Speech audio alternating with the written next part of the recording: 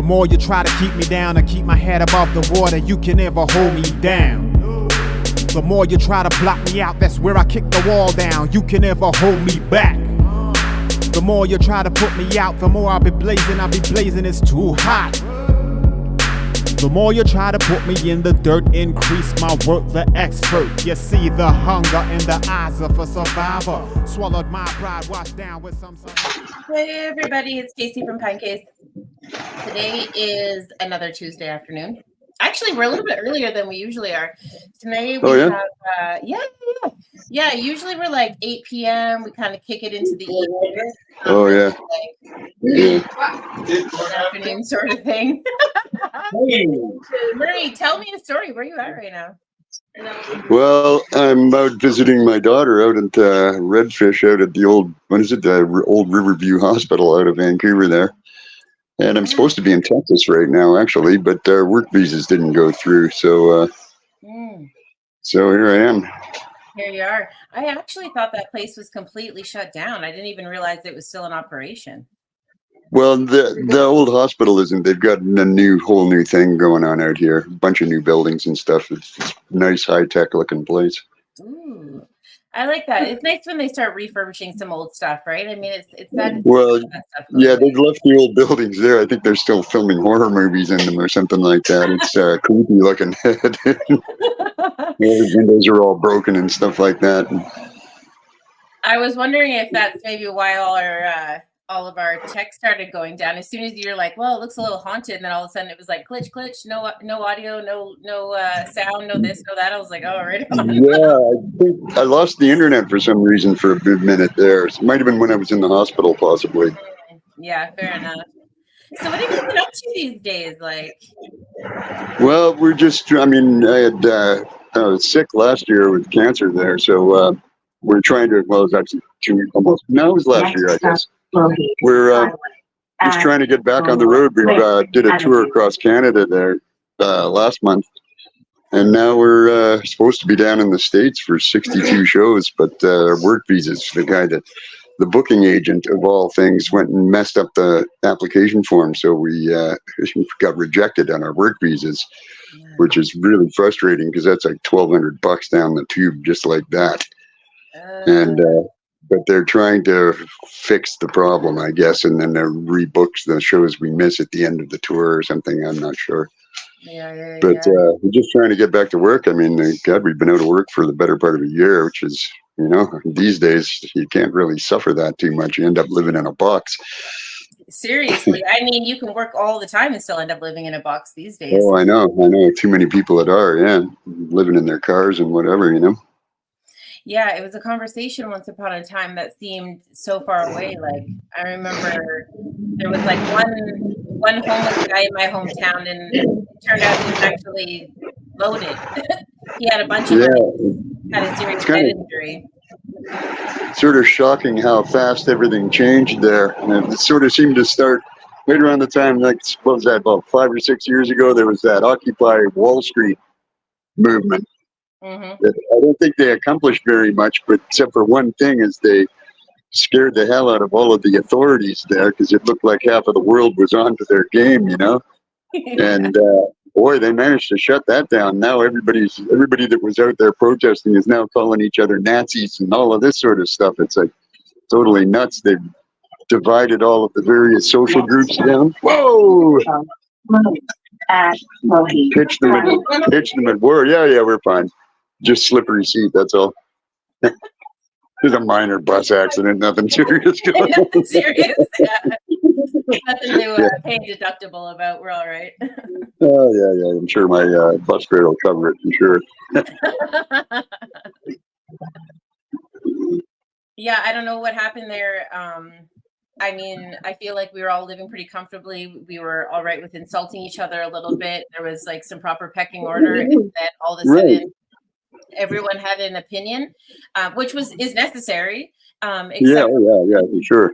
With the opinion kind of came this like really intense sensitivity too, right? So we have like strong opinions on one side, and then it's kind of like, you can't tell me this without hurting my feelings on the other side, right? So I don't feel like we're accomplishing maybe as much as we would have been. No, it's actually don't seem to be accomplishing much of anything, really. It's I think it's got something to do with this idea of collectivism versus the individual rights kind of thing like that. It's very bizarre. Like, I've always considered myself to be pretty fairly left of center when it gets down to politics, but man, I'm seeing some behavior out of both sides, which is really quite shocking. I mean, they seem to be, it's like a corporate takeover of all of our political systems or something like this. Like in the entire Western world almost seems to have been taken over by these corporations that they're just making their money selling weapons and dropping bombs on people and stuff like that, which is not in our best interest, I don't think. Yeah, well, and then whatever is left over, we seem to kind of like push into, I don't want to say like furthering, everybody's agenda, but the agenda has definitely changed over the years, right? Like we're having conversations that we never had before, that was never at the forefront. I mean, even just with like the drug situation itself, right? I mean, the crisis used to be reefer madness, and now, I mean, since yesterday, I know we had 4 people call to say that we've lost people. Like, yeah, I know. It's just about every day something like that's happening. It's insane, and it seems to be getting worse by the day too. I mean, I can see what's going to happen too. I mean, there've been a lot of people have tried to make some big changes and stuff like that. Like my friend Ashtray's running the Overdose Prevention Society, or he was running it downtown. I think it just got to be too much of a burden for him. And but I can see the government changing next time, and the next government's going to maybe they're going to change some things for the better. But I can see a couple of things that are not going to be changed for the better, because I know what their views are like on the harm reduction and everything like that. They're probably going to end all of that. They seem to think that prison is the solution, which we've been trying that for a long time and it hasn't worked so good. So I don't know, the current government just doesn't seem to be doing anything. Yeah. I don't know what the hell's going on. Really, when it gets to that, it almost seems, well, I don't want to say it's futile or anything like that, but nobody seems to be willing to take the big plunge. They've got a moral dilemma going on here, where they think that turning it into a completely medical issue is giving into it for some reason. But I don't know. From what I know about what they've done in Europe there, I think Switzerland and Portugal have both done a pretty reasonable job of solving a lot of their problems. From what I've heard, anyway, I've seen Switzerland firsthand, and it seems to be, they've definitely made a difference anyway.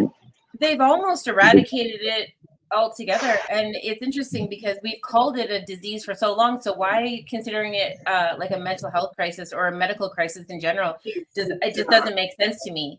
Like, well, I know. It's in the conversation.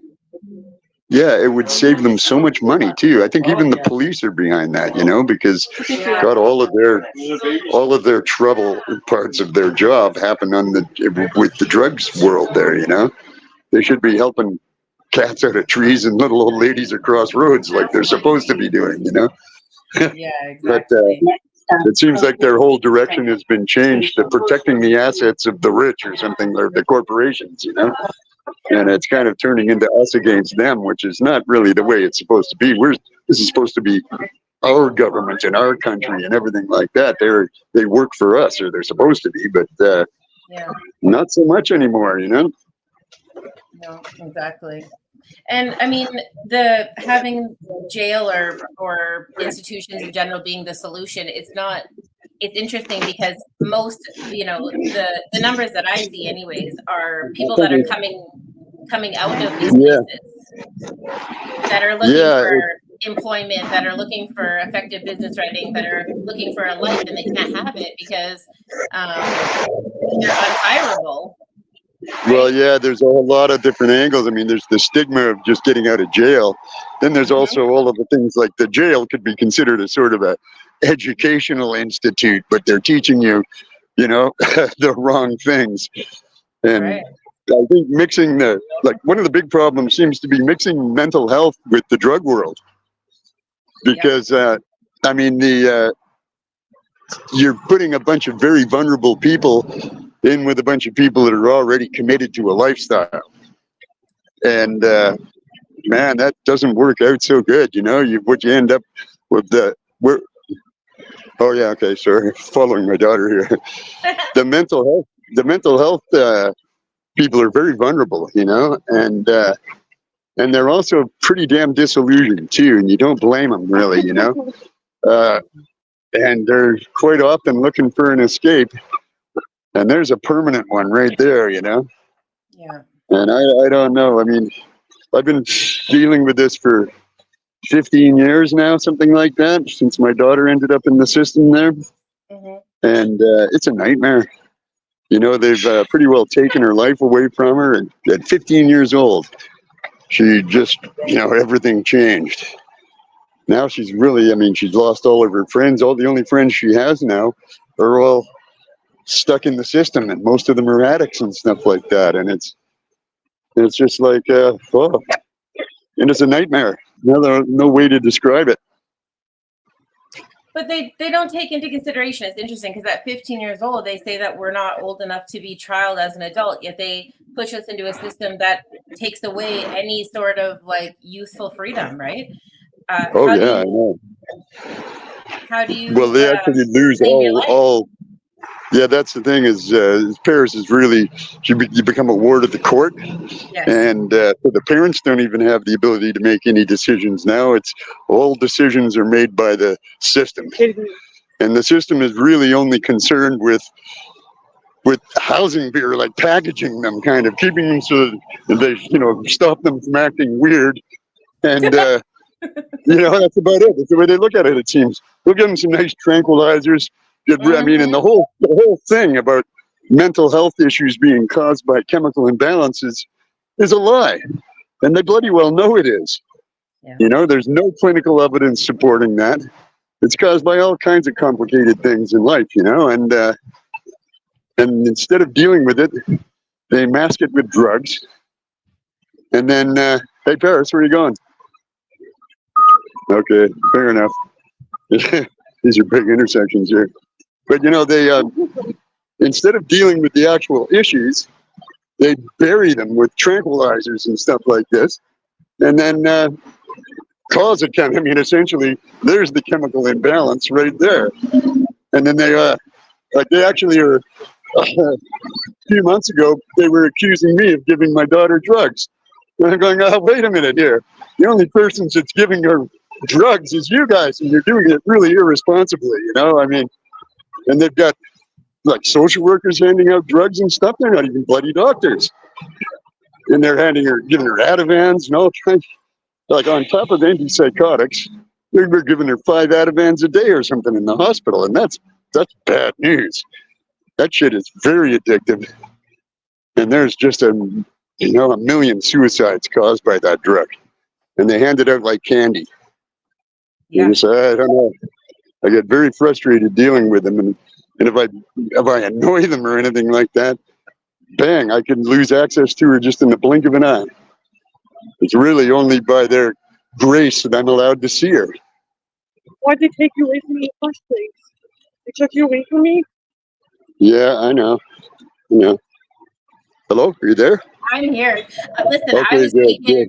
I get it. I was taken from my mom for a very similar situation. For a very similar situation. Yeah. And I understand. Like, I mean, me and my mom, we would like maybe, you know, smoke weed or something like that. But like when they like intervened, when you look at a situation like we were hanging out, tubing down rivers, you know, going to school, doing our thing, like living, just chilling. It might have been not what they wanted to see, but it wasn't really their business anyway.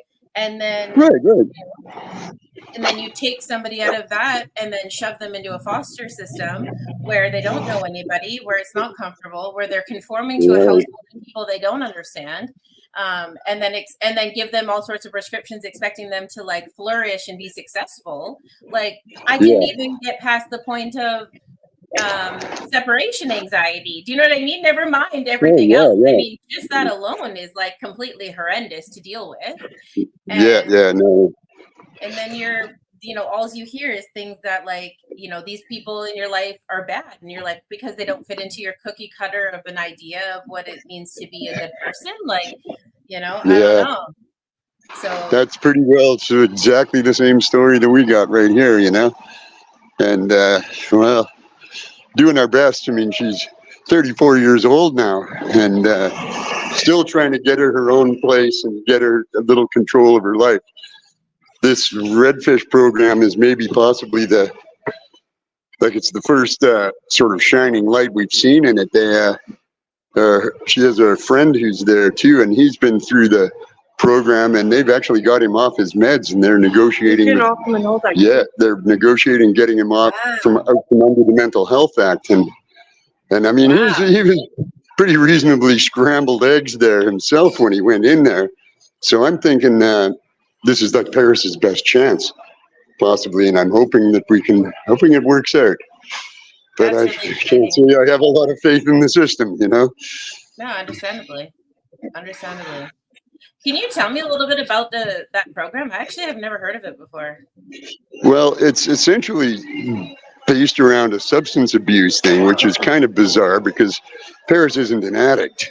I mean, she used a bit of drugs, but just out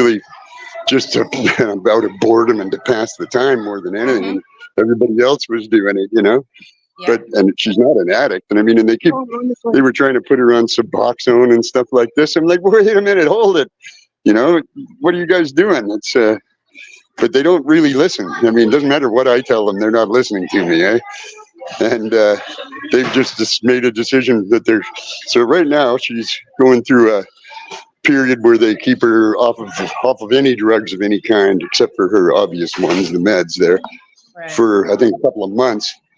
And then they try and reevaluate the requirement of the meds. And that's the part where like that spa that we went to last time. That's the part I'm hoping. What was that, sweetheart? You're gonna find like that spa that we went to last time. Oh yeah, okay.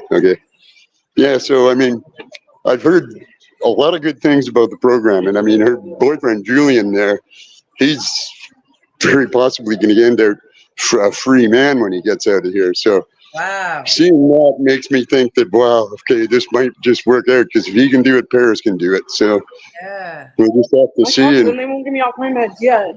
No, they're going to wait for a while. There's a couple of months or whatever, I think, at least, that they wait to make sure that you have to be clean forever, which, not that you weren't to go in there anyway, but they don't believe that. They've made up their own minds, so we got to play along with it. Over here. Okay. Well, and that's another part that's funny is like I've had this conversation multiple times where they're like, okay, you can get off your charges if you go into like a VOPD situation, and you're like, but I wasn't on drugs to begin with, and they're like, well, you must have been in order to be making decisions like that. And you're like, right, but I was in jail for 72 hours, and I'm not like sweating shit and puking nothing. So like, explain that. Like, but it's almost worth admitting that you're a drug addict, because if the solution to getting maybe lesser charges or whatever is just going on some sort of program, then like check all the boxes, let's do that, because that's, you know what I mean, it wasn't a problem anyway. Yeah, it's a quite the ordeal dealing with jumping through all their hoops and everything like that, isn't it? Mm-hmm. Yeah, but we're just hopeful that it'll work out. I mean, we're just been trying everything. Is there another place in the mall? No, just Paris is getting her nails done in the mall here. So right on. That's awesome. Yeah. So we're getting our nails done. At least Paris is in control here. She knows how to shop. She's like a whirlwind going through these places.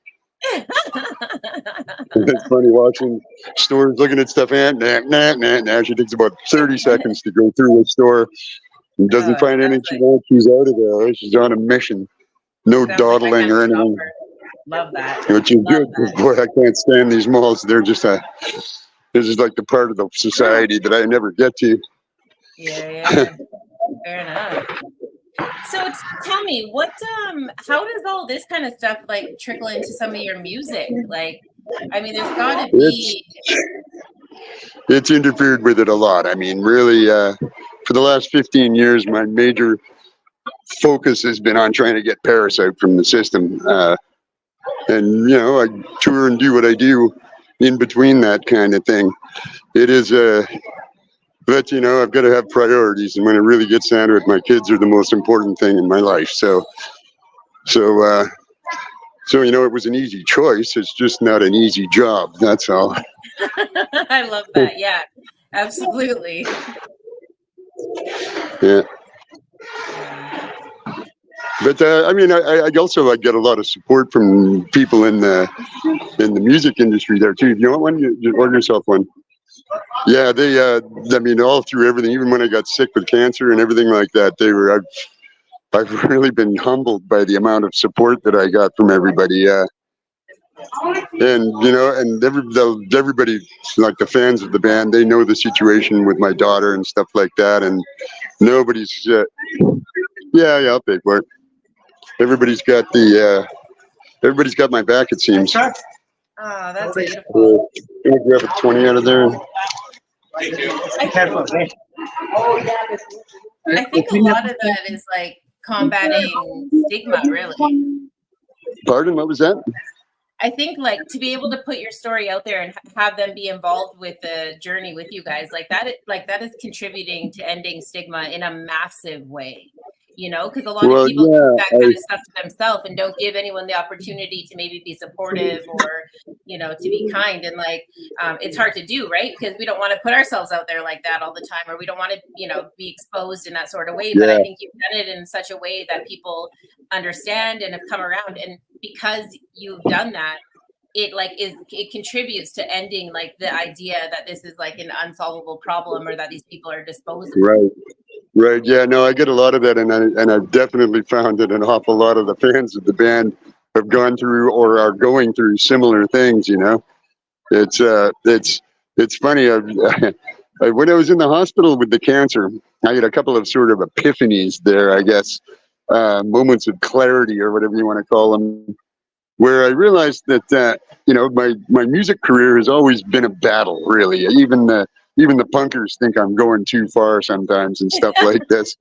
And but it suddenly occurred to me that, wow, I didn't notice it, but I'd actually already made it. I'd had carved myself out a spot and was very successful at what I'm doing. And I get a lot of support for doing it, you know. And the thing is I've turned into sort of almost therapy for people in the fringe parts of society or something like this. I mean, God, some of the stories people have told me about their childhood situations and stuff like that are just mind-boggling. You know, in fact, quite horrifying a lot of the times. And God, I had a guy who just came up to me on the last trip there. He was trying to give me all kinds of drugs. He was trying to hook me up with some fentanyl and everything. He just spent 10 years or 12 years in jail before he got out. So he was in for something really serious. And, you know, and he was going on about it was quite. I was there with one of the other guys from the band, and he's looking at me going, is this cool? Is this guy okay? He's dangerous looking at him. And I was going, well, no, I think this guy's okay. He's definitely, you know, not going to rip us off or anything like that. This is legit. The guy's acting, you know. I'm sure, yeah, he looked scary, and he was too. Oh man, it was something else. But these sort of things happen to me all the time. I've gotten kind of used to, I don't know what it is. I've become like a messiah for the mentally ill and the subjugated and everything like this. I have to carry an extra pack of cigarettes every time I go out and visiting anybody. Because everybody needs cigarettes, or to give me a cigarette, you know. That is hilarious. But, I understand the pack of smokes thing. I was told by a smart person one time that if you ever want to have good conversations, you just put a pack of smokes in your back pocket. Oh yeah, for sure. That's definitely the lubricant right there. Because they're always, all of the places, they always limit how many cigarettes they can have, right. Like 4 breaks a day or something like that. And but the thing is especially people that are like schizophrenic or anything, cigarettes, like nicotinamide is a neurotransmitter, eh? And nicotinamide is used, one of the things it's used for is to help focus your thoughts and stuff like that. So people that are really having issues with their thoughts and control of their thoughts really lean on the cigarettes, eh? It really doesn't take Sigmund Freud to diagnose somebody. You just have to look at their nicotine stains and go, oh, okay, we can see what's going on here, you know, because They're just about always got one brown arm kind of thing and stuff like that. We can't do it. Let's go look for shoes. Okay, sure. Yeah. But yeah, it's a very complicated world. It started out, when I first got into this, everybody was terrified of it. And, okay, I'm just following you around. And, at least things are starting to change a little bit in that way. But now the whole fentanyl issue and everything has murked it's muddied the whole affair now. And everybody's just making assumptions about people being addicts and all of this kind of stuff. And there's a lot of prejudgment going on just on a person's appearance now and stuff like that. And it's not, it's just another one of the things to deal with. I guess society's complicated. Funny thing, eh? Yeah. Yeah. But human beings, we got we're very vulnerable. Our biggest strengths are like our abilities to join together into a society or whatever and stuff.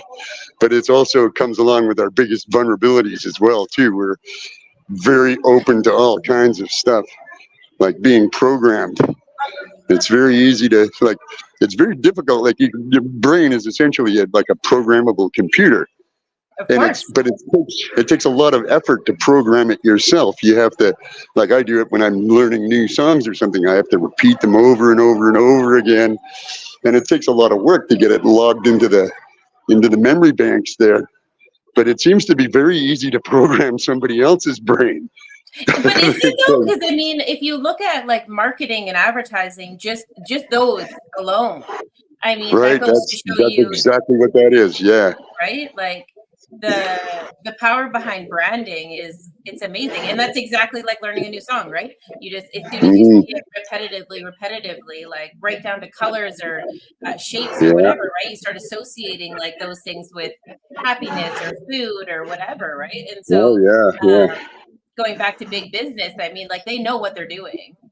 Oh, they do. Yeah, I know. They figured it all out. It was I guess it was, ironically enough, Sigmund Freud's nephew or whatever that figured it all out there. That Edward Bernays character. He came up with he was the guy that did the thing about smoking. They hired him because only men were smoking and women weren't smoking back in the day. So what he did was at the May Day parade in New York, he got a bunch of actresses and movie stars to march at the head of the parade, and then when they got to the critical point, they all pulled out their torches of freedom and lit them up. And that was it. The next morning, every woman in America was smoking. Wow. And they went, wow, we're on to something here, eh? The torches of freedom. So then they started relating cars to sex and to all kinds of things like this. And then once they saw the corporations doing it, then it get even worse, because then the governments get involved in it as well too. Now the politicians are all doing the same stuff, and it is just a quagmire of untruths and nothing. Everything is so disingenuous now. It's all just a bunch of double speak and blah blah blah blah blah. Tell the people what they want to hear and then do something completely differently, and it's a complicated, crazy world.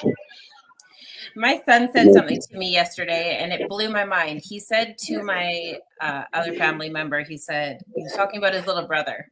Yeah. And he said, I don't like him, and I make money off of him. He was talking about his little brother. And I was like, excuse the fuck out of me? What'd you just say about your little brother? Yeah. Like, he's a baby. What? Like, caught me right off guard. And he goes, well, yeah, I love him and I babysit. I'm like, probably could have thought of a better way to say that. Yeah, that's a funny way to look at it, isn't it? Yeah. But that's what the exact same thing. Like, he sits in front of these people that are having these conversations that are so diplomatic, that are like literally training these children to talk in a different way. Like, he knew he was going to get a reaction, right? He knew that it was going to that's true. But he knew what he was saying, and he's like, "No, I mean, I love him and I babysit." I'm like, "Damn, like that's." Yeah, but it gets all, I guess, rationalized that it's I mean, they've done so much in the school system too, because I guess somewhere around the 1950s or 60s, they figured out that smart individual thinking people that are critical thinkers and aware of the situations around them don't make good employees. Right.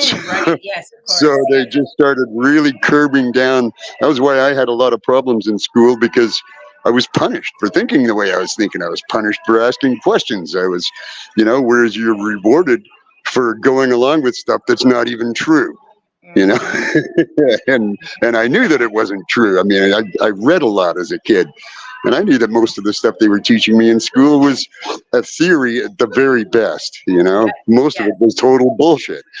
And so they essentially rewarding people for being sheep and punishing them for critical thinking and stuff like that. And they've just bred it out of the generation, it seems, almost. Not all of them. Fortunately, my kids did very poorly in school and were all kicked out of school just about. So they're fine.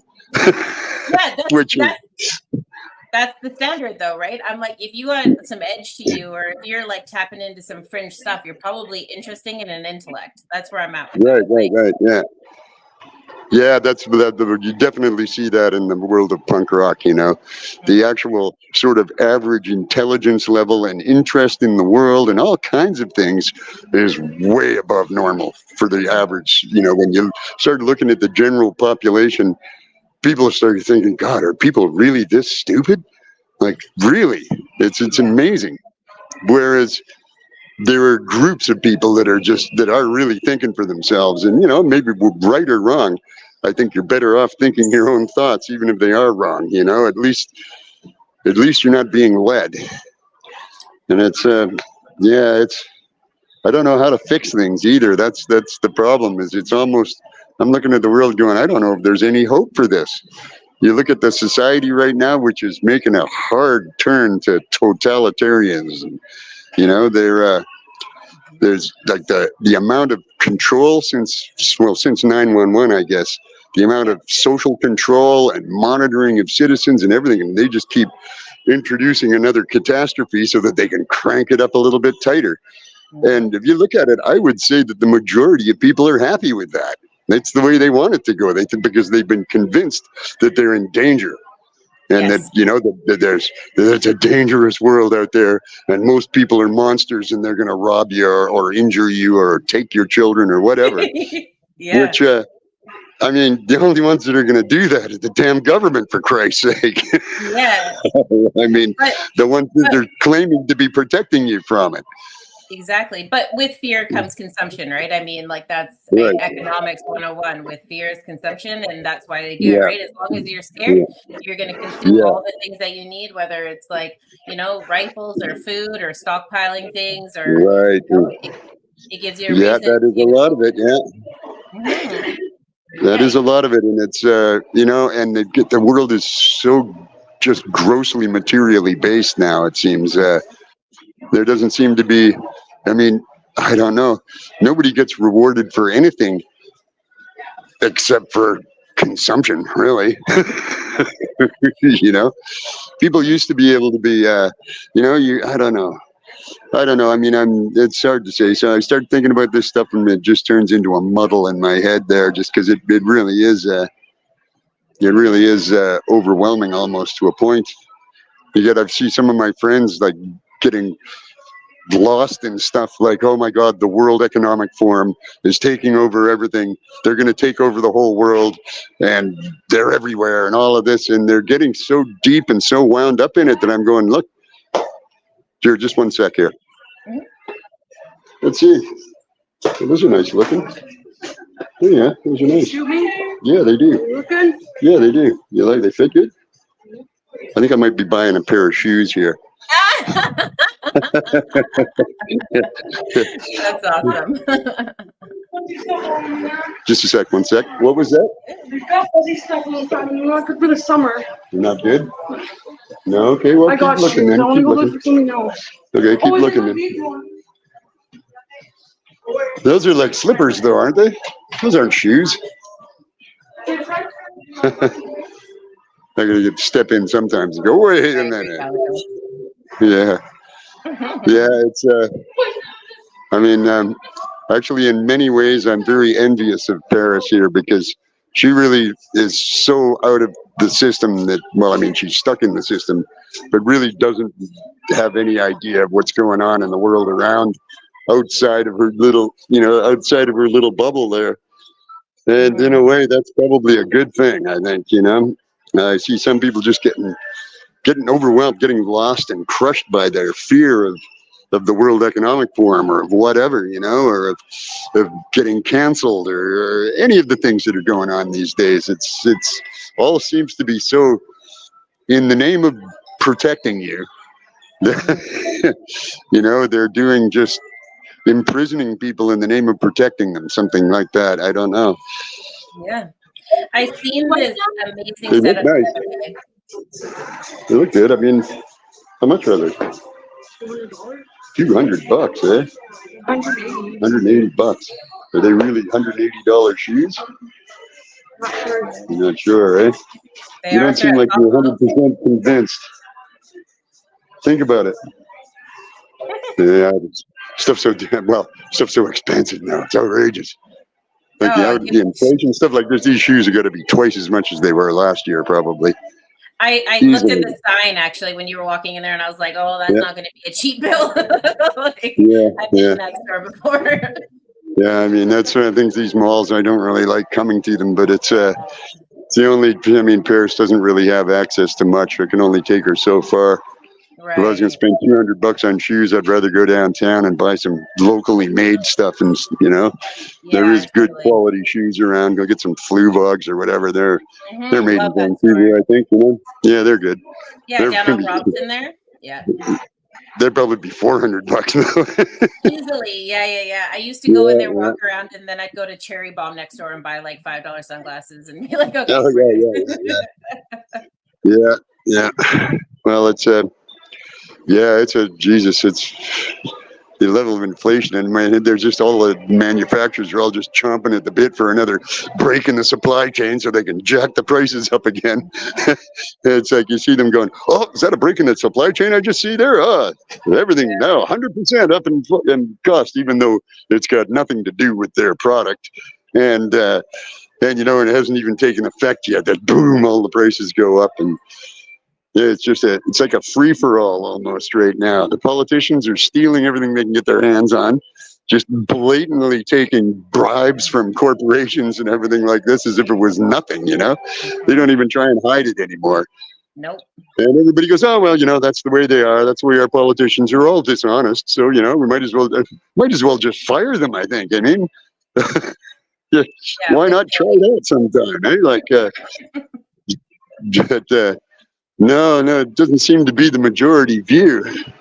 And of course, our so-called democracy is only a democracy if you're the majority, or if you're pulling the right narrative. I guess it is really everything. Yeah, freedom of expression as long as you're saying the right thing. People don't understand that it's the worst stuff that you don't want to hear is the stuff that you have to protect, which makes it difficult for a lot of people, and.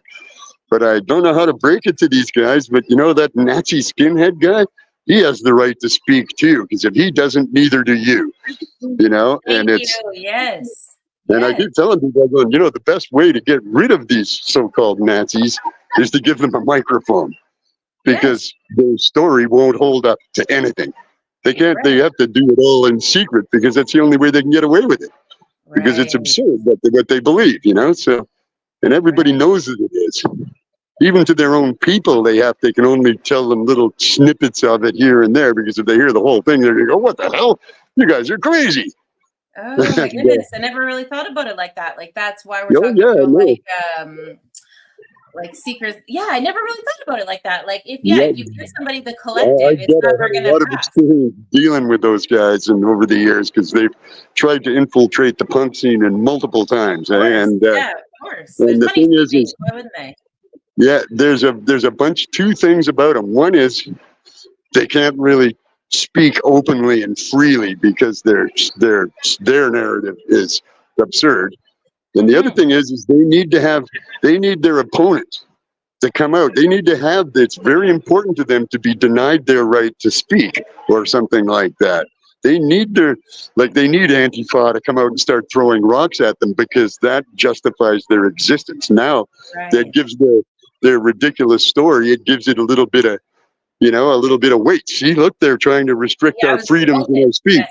Yes. Yeah, whereas, so just going and fighting them and shutting them down is what they want. That's what they have to have. Giving them the microphone, though, and letting everybody have an open word on things would be very different, because nobody's going to listen to their story, and they're just going to have to go and hide in their bedrooms again, Right. And that seems to be true with an awful lot of these things, because a lot of these sort of bizarre narratives that people are coming up with are not sane. They're not rational at all. And when you start looking at it, you say, wait a minute now, this is crazy. And but people people are not critically thinking. I mean, the guys in Antifa, they don't realize that they're actually being funded by a card-carrying Nazi. I mean that. And what's happened is these people, like that one guy, what's his name? I can't remember his name offhand, but he runs the Open Border. It's got Open Borders, I think. And they're not open borders for like all of us. It's open borders for the corporations, is what it is. And they get in there and they're funding all of these different groups, like the I know Antifa is funded by them. Let's see, Black Lives Matter is funded by them. These things all start off very legitimately with a valid issue, and then they get co-opted by the money, and the money rolls in, and it gets them, like down in the States. I was watching stuff, the Black Lives Matter stuff. They're having their big demonstration, and there's trucks showing up with bricks and dropping off pallet loads of bricks for them to throw at the police. And the police are standing there waiting for the bricks, because when the bricks come, then they can start shooting the tear gas and stuff like this. And it's all staged. And I'm going, God, these people, the leaders are getting paid big money by these people too, right? So their leaders have been bought out. And the people that are followers in the group haven't, they've had the critical thinking bred out of them, so they can't see it. And they're just going on, I feel bad for them, because they feel weak and vulnerable by themselves, but once they become part of the big group, now they have power. And that seems to be what's going on in a lot of ways. Uh-oh, I've lost my kid here. I think she went to the bathroom. This place is insane. Yeah, I don't miss that's for sure. Yeah, no, it's so complicated, and you got to be so careful explaining it to someone, and I'm trying, because the second that you start questioning their belief system, they just they go nuts. I've gotten actually pretty good at it. I've sort of, you have to use kind of reverse psychology on them. And what I do is you don't start the conversation by going, look, I think you and all these transgender people are just blah blah blah. That's not the right approach at all. But you start the conversation with, look, all of the things you believe, I believe. I've been a social justice warrior right from the beginning. That's what essentially our movement is about: inclusiveness, and about it's about supporting the individual to be the individual, and everybody's got the right to be themselves and stuff like this, which is basically the underlying story of the transgender movement thing there, And do it. More power to you. Yes. But be very careful about this whole thing. You guys they're being used as pawns in a big political ideological battle. And I can imagine they are going to be the first ones thrown under the bus when stuff starts to change, And like the people that are running this all, they don't care about them for 1 second. They don't care about anything but their material gains, Exactly. And that's a dangerous situation, and these people aren't seeing it, It makes me very sad, I didn't think the world, I didn't think the world was going to get this crazy. Well, when they dismissed the Unabomber manifesto as jargon, I was like, oh shit. Yeah, I actually read some of that. That guy was, there was a lot of things about him in one way, but he was also quite right about a lot of the things that he said in his manifesto there. Well, I guess he was a dangerously brilliant person, and highly disillusioned, but, and that's the problem. That's going to happen that's what happened in Russia at the end of the Soviet Union. They had an incredible education system. And they had a lot of really smart, well-educated people with absolutely no hope of a future and completely disillusioned with everything. And they started losing control of everything there. And you end up with some, you get people like this starting to go sociopathic, and yikes, you're going to have a whole bunch of Unabombers. Mm-hmm. Yeah, I feel like we're right around the corner of that. Like, I feel like we're right around the corner of, I mean, it's already happened. To say that like Black Lives Matter or Pride or any of those that haven't started using like, force or even just negativity or anger or hate, I mean, that would be a lie, right? That would be a lie. I mean, honestly, they've actually started hating on each other, which is like, I know. So, it's just like how it's crazy, it's like just when things were actually starting to improve too, I think all like the whole thing, racism, homophobia, everything people were becoming educated enough to realize that these are sort of just primitive thinking. That's giving into the animal instincts and things like that. Essentially, I mean, they are in a way. That's one of our vulnerabilities from our ability to form a society, is the way we form groups and sort of we're part of the group and you're not part of the group thing going on. That can get taken out of control very easily, and we have to be sort of civilized enough to realize that we're beyond that now, And it was almost there. Things were going really good, but now, boy, they've really fired up all of them now. Now there's more animosity towards the gay and transgender groups in the world now than there ever was, for Christ's sake, and the same, racism is firing up real good now, kind of almost in reverse, I think, in a way, but it doesn't matter. It's still the same damn thing, and we got to realize that we're all on the same team. Yeah. Seriously. Yeah, but quickly too, because one more fake pandemic and we're done. Yeah, you're not lying. Yeah, I know. Unfortunately, I wish I was. Mm-hmm. Oh gosh, it's so true though. Like, I feel like I'm really spoiled because I was born in, not in the 2000s, and so I got to live in a time where like everything was kind of, no one gave a shit. That was the thing. Yeah. No one gave a shit. We just kind of stopped caring at some point, which was great. Yeah.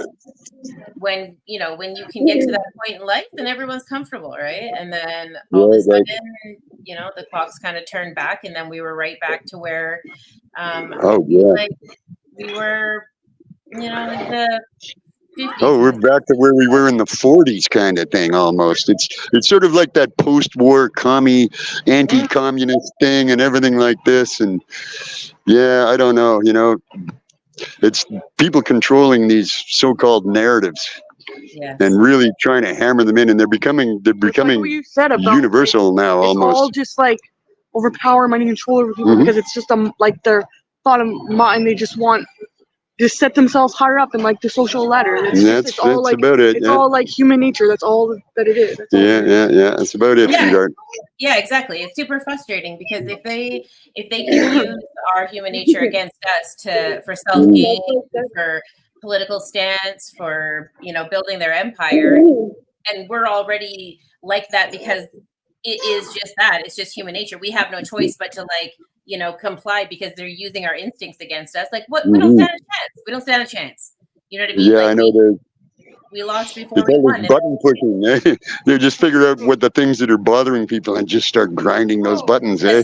Now they've got the AI. Now this whole thing with the AI stuff could get really messy because people aren't really realizing what people talk to these AIs like they're human beings. Eh? But they're not. It's all about money. Yeah. These AIs are essentially what they've made a digital dopamine junkie. They get their whole thing is basically like the chat GPT and stuff. It really, all it does is predicting the next word in the conversation, really. And it gets a little digital dopamine rush every time it gets a good response from whatever it says. So what they're doing is getting really good at leading people into situations where they can get good responses out of them and stuff, and and they're becoming really good at manipulating people. And I mean, when the AI porn starts running, that's going to be it right there. I mean, they're going to have so many people wrapped around their little digital finger and just pushing their buttons. And if you want to deal with some serious mental health issues, that's going to be a big problem if they don't figure this out. But I feel like we're already we're already approaching on some of that now. I mean, we have such we definitely are. Yeah.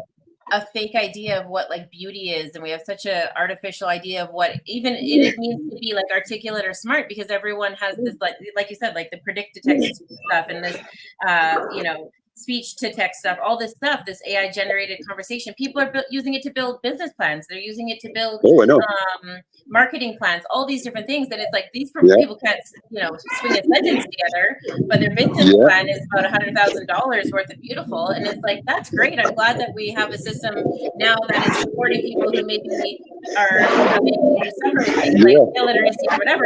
However, kind of going on this trajectory, then what happens when the glass ceiling breaks and we're all out there I got an amazing example of that the other day. The other day, this guy got a hold of me and he gave me a link to a report that an AI had made about me. And he had the prompt on the top of it. Okay, I'm just following you. He had the prompt at the top that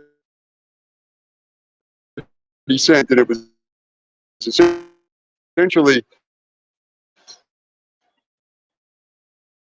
take all of the interviews on the internet that are available with me, do a summary of all of them, answer these 20 about me. It was pretty well done. Very funny bio, because it's only got my side of the story in it, so I just sound like a hero, but you can see these things. The guy said it took it all of about 5 minutes, from when he gave it the prompt. 5 minutes later, it gave him back this very big, huge thing, and it was quite well done, very professional looking. I don't know if he paid money for it or what. He might have a subscription or something. I think they work a lot better when you do that, but they're strange. I remember when it first came out, I used to work for the government, and we worked in a lab. I was making a gadget that used magnetic fields to find cracks in airplane wing skins. And I used this thing, it's called an expert system. Really, really simple piece of code that essentially just looks at the data coming in and decides, it gives it a weight. It decides whether or not it's possibly of interest, sort of an outrageous 0 to 10, how interesting it was. And it takes all of the data and it boils it down very quickly to the most, obviously, the stuff of interest. And it was $100. That's a little bit of a better deal. I mean, those used to be about $30, but I guess you got to deal with the prices of these days. These are nice. Look at the Doc Martens. Yeah, they do. Look at them right there. Those are not really summer shoes, but they're beautiful. But they're nice, well-made shoes. They look good. They look the best though. Your mom's going to be pissed if I go and buy you a pair of $300 shoes. You could buy me a pair of Doc Martens. She doesn't have to pay for the whole thing. We can split it though. You can buy me a pair of Doc Martens at like price of 10. Send them to me in the mail. Yeah, I would do that first. 9? Yeah. Yeah, you give me a pair of size 9 Doc Martens. You can send them to me in the mail. I'm gonna do that. Okay, there. Problem solved. There you go. That's good shopping. Yeah, I love that. Well, I don't want to keep you too long, my dear. I don't want to take up all your time with your daughter today. I really do appreciate you. Like, I appreciate all your wise words. I appreciate all your beautiful music. I appreciate your outlook on life and everything that you bring. Well, thank you so much. Yeah. I Thank you so mean, much. It's nice to get a pat on the back every now and then. well, you absolutely deserve it. And honestly, just hearing like the community that you've cultivated, even when it comes to like stigma, and some of this, like, the fight against the Like this. I don't even know what to call it. The fight against the man, I guess, right? Yeah, that's about it. That works good. Yeah. Yeah, it's just a massive contribution, and it doesn't go unnoticed. I mean, some of us can do it by one person at a time, but to have the platform that you do and to do it in such a way, like thank you. Yeah, it's come to my sort of awareness that I do have a bit of a platform, I guess you could call it, and I figure, whether or not I'm right about anything, I'm not sure, but it is kind of a responsibility to use it responsibly and try and make a better thing out of the world as best that you can. My dad always told me, he goes, "Oh, you can't influence this. You're just you can't change the world." I'm going, Dad, every time the world has been changed, it's been changed by one person's idea. Yeah. And half of the time that's been just one person living in a leper colony or something like that. So, true. of course you can change the world. That's how it happens. So might as well just give it a good fighting try, eh? Yeah, if it doesn't work, at least you're trying. I'd rather go down thinking that at least I tried, Yes. Yeah, that's awesome. I'm going to put that on repeat for my kids while they sleep. Honestly. Awesome. All right, darling. Well, I'll let you go. You take care. Please enjoy the rest of your day. I wish you nothing but all the blessings, love, and respect. And whenever you get a chance, you want to come and hang out, you got an open invitation all the time. Yeah, I could do that sometime for sure. Awesome. Sounds good. Okay. Thanks so much. I had a good time chatting with you. Yeah. The feeling's mutual. All right. We'll talk to you soon, hon. Okay. Have a good day. Yeah. And for everybody else, thank you for tuning in. It's Casey with Pinecase. We had Murray with Dayglo Abortions. What an absolute pleasure. And it's queuing up to see you. I was going to say see you next Tuesday, but I guess we'll see you on Thursday. Till then, you guys stay safe. Cheers. Elephant in the strength of 1,000 tiger, we stay strong. We stay strong. The further you take my rights away, I'ma run to it, refuse to hear my voice. Speak loud when I spit it, but you don't get it. You just wanna be a side critic. See somebody else showing hate in the side of the road with it. Now how would you feel standing on the sideline and watch the color of a nation deteriorate over time? The flag real high, but compassion 6 feet below. Now you're searching for that justice that decided to never show. Deny my place, I'm back with a trace. Keep up the pace, tight lace, game face. Get back in the race. Whatever they did could never be undone. Every dark night ends with the rising of the sun. Squandered every wealth that's built from the mud. Squandered every wealth that's built from the blood. Squandered every wealth that's built in chains. Stolen from the ancestors running through my veins. With the strength of 1,000 lion and the strength of 1,000 giant, we stay strong. We stay strong. With the strength of 1,000 elephant and the strength of 1,000 tiger, we stay strong. We stay strong. We stay strong. I can see, run to the light at the end of the tunnel winner. We stay strong. I can't breathe. We're gonna get oxygen without the justice system. We stay strong. And I know, gotta keep my head together. We stay strong. Don't doubt me, please don't doubt me. We stay strong. Tell me how can we be strong if we still shooting? Tell me how can we be strong if we still looting? Tell me how can we be strong if we still hating? Please tell me now. Please tell me now. Tell me how can we be strong if we're still divided? Tell me how can we be strong with egos inflated? Tell me how can we be strong with so much hunger? Please tell me now. Please tell me now. The strength of 1,000 lion and the strength of 1,000 giant, we stay strong. We stay strong. With the strength of 1,000 elephant and the strength of 1,000 tiger, we stay strong. We stay strong. We stay strong.